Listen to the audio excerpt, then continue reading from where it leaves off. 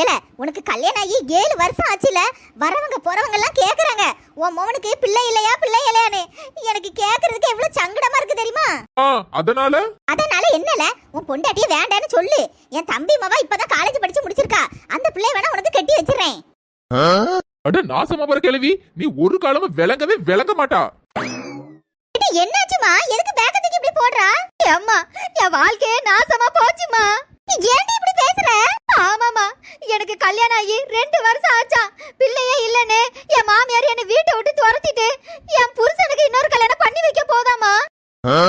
உன் மாமியாருக்கு எவ்வளவு துமிர் இருந்தா இப்படி பேசுவா? அவன் மகனுக்கு 2வது கல்யாணம் பண்ணி வச்சிருவாளோ? நான் விட்டுருவனா? என்ன ஊர் உலகத்துல குழந்தை இல்லனா இப்படிதான் பண்ணுவாங்களா? ஏன் ஆசிரமத்துல ஒரு குழந்தையை தத்தெடுக்க முடியாது? என்னதே மருமகளுக்கு ஒரு நியாயம், மகளுக்கு நான் ஒரு நியாயமா? என் வாழ்க்கையை அழிக்கணும்னு நினைச்சில, கடைசியில உங்க மாமா வாழ்க்கையை கேள்விக்குறியாதானே இருக்கு.